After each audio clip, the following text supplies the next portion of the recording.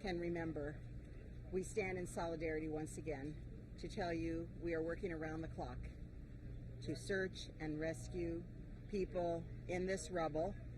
And we did identify and declare as safe 102 people, and 99 we still cannot account for, some of whom may not have been in the building. So our firefighters, men and women, are working around the clock, a huge task force of people that are continuing. They're right now working. They're going to work all through the night. The dogs, they're working in the garage. They're working on the top, so they're visible right now. But they are proceeding with all of their might. Like, I can assure you that these fire rescue personnel, the best in the world, the ones that are called upon to come out in crises everywhere, are working as hard as could possibly be. They are so motivated to bring people out safely and restore them to their loved ones. So we just wanted to let you know, as the day comes to an end, that their day does not. But we will be back bright and early, 7:30. What's our time for our press? Okay, approximately 8 o'clock. We'll be here to report after our morning briefing, and we will report on what has happened throughout the night. We're very pleased that we're joined by our Senator, Marco Rubio, our Congresswoman, Debbie Wasserman Schultz, our Chairman of the Commission, and our Vice Chairman of the Commission. And we just wanted to be sure that we could close out the day for you, and you could all take a rest and come back refreshed in the morning. Estoy aquí con muchos de los líderes para decir que estamos siguiendo sin parar por la noche entera. Los bomberos están allí trabajando fuerte por el abajo y también encima, y van a trabajar la noche entera. Nosotros vamos a parar de nuestro trabajo aquí, de los políticos y los jefes, para que los que están haciendo el trabajo de verdad seguir adelante, y en la mañana vamos a reportar alrededor de las 8 de la mañana lo que ha pasado en la noche. Las noticias buenas, que ya somos con 102 personas notados y seguros, y estamos todavía con 99 o más que no sabemos exactamente, y estamos siguiendo buscándolos. Pero los bomberos están siempre trabajando para todos nosotros, y cuando terminamos este día tan largo, tan triste, estamos todavía con esperanza para un rescate para gente de esta tragedia. Y ahora voy a invitar a la congresista, el representante Debbie Wasserman Schultz, y después el senador. Gracias.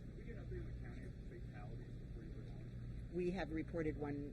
That is what we have, one fatality. Thank you. There's no change. We'll bring you any changes for sure. Okay.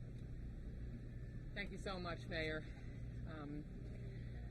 I will tell you, after spending the bulk of the day here, that this is a tragedy without precedent in the United States of America.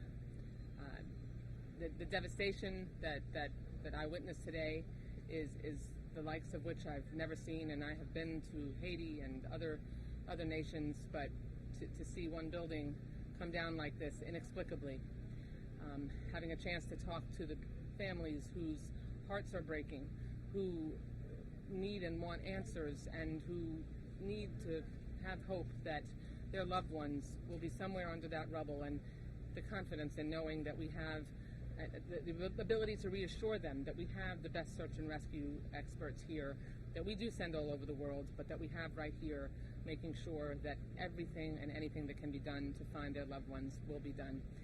Having a chance to assure them that if myself or Senator Rubio can help them in any way when they need answers, particularly at the federal level, we're going to be right here. This is an all-of-government, all-hands-on-deck approach.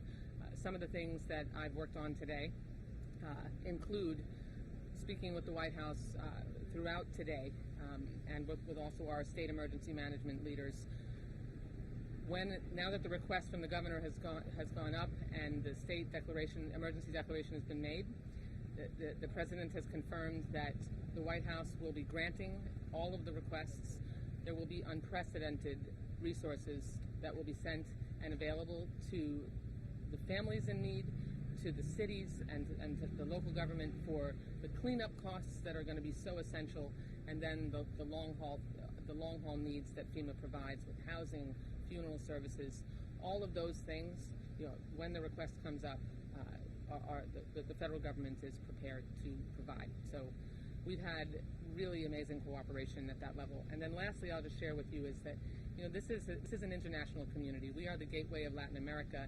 This community in particular has so many Israeli families, and many of them have international family members who are longing for information about their loved ones, and we're working with constituents to help get visas processed quickly so we can get their family members over here to be able to make sure that they can be standing by to get the critical news they're all waiting for. So, and thank you so much to our remarkable first responders. Thank you so much. Well, I honestly can't imagine having someone that I love under the rubble, wanting to believe that they're alive, hoping for a miracle, and the desperation that folks are feeling at this moment.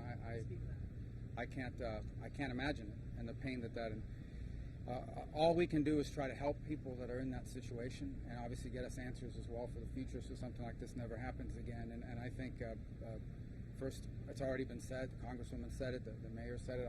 I've said it to anyone that will listen. You never want this to happen anywhere, but we are blessed in this community to have literally the best people in the world in urban search and rescue responding to this. And I know that sometimes when you watch it on television, you don't see what's going on under the ground and from the sides, but they are really doing a world-class job, and it's a difficult job, it's a tough job, it's a dangerous job. And it's hard to ask for patience at a moment like this, but it really is what we have. I also think it's a moment to speak about this community, about a Red Cross these are all volunteers that responded almost immediately and have put people that needed to be moved into hotels for the next week, about a Publix manager that showed up at 3 a.m. to start donating water and food and has been doing it all day long. And then, of course, on the government and the Jewish community here that's responded through multiple different organizations that have been coming all day. So it's been a phenomenal community response, which is what we can do for people in a time like this. And it's been a whole of government, as Congresswoman Wasserman Schultz has said. We have members of the state delegation here, Senator Pizzo and Senator Book and Senator Ileana Garcia. We have members of Congress here. Obviously, you have the mayor, county commissioners. And I want to thank the White House and the President, who was very forward-leaning today in saying these resources from the federal government will be made available. And what happens now is the county, who's in the lead, will say this is what we need, that we don't have. And then if the federal government has it, it becomes available to this community now and in the future. So it's a dark and tragic day, but from it we continue to pray for some miracles, and we're inspired by the men and women, the heroes who are out there right now risking their lives, really, to hopefully rescue people.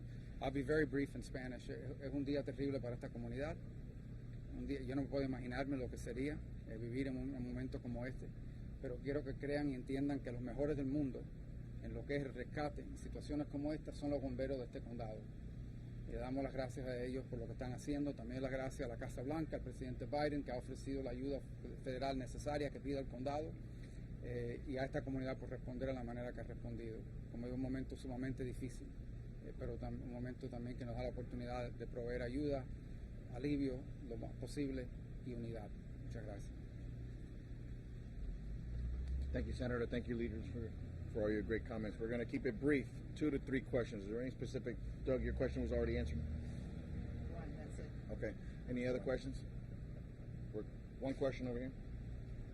La pregunta es en español. I'm going to say it in English, but I'd like to have an answer in Spanish.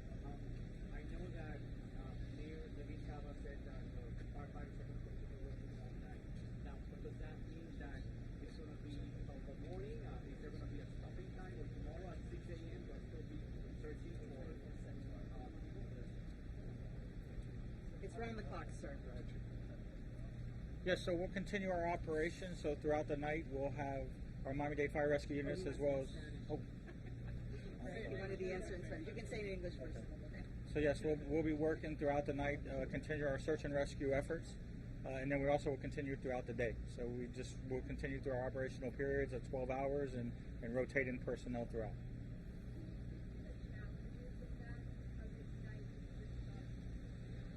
Yeah, well, obviously at night more difficult. We do have adequate lighting, and we just methodically. It's a slow process, slow search. It's definitely a lot of hazards, so we have to be extra cautious as well. How do you fight against your guys getting disappointed going this long, being discouraged going this long, having not found anybody? It's difficult, but it's hope. The opportunity of why we're here and the chance. So we heads up and we keep going. Eric and Brenda. So how long are they going to be working? And then this the next. Bueno, la cifra de rescatistas que están trabajando cambia frecuentemente debido a que cada vez que hacemos una evaluación de qué se necesita este número y estas cifras van cambiando. Esta operación empezó desde muy temprano y va a continuar toda la noche. Vamos a seguir trabajando. Esta operación de nosotros es una misión la cual no termina hasta que no encontremos las personas, los sobrevivientes y las personas que estamos buscando.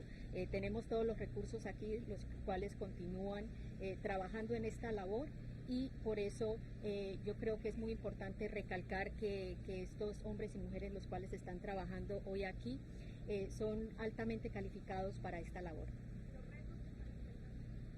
Bueno, muchos de los retos que hemos visto en este momento, vimos que tuvimos mal clima, también tuvimos un incendio, también son las condiciones en las cuales estamos trabajando, son espacios muy pequeños, y entonces todas estas labores se hacen un poco más difíciles debido a estas condiciones. Thank you, folks. Thank you, folks. We're most likely going to have a morning brief, approximately at 8 o'clock. Don't hold us to that, but we're going to try to have a morning brief at 8 a.m. after they have their 7 a.m. quick. Thanks, guys. The families are upset. Can you give us some more details here?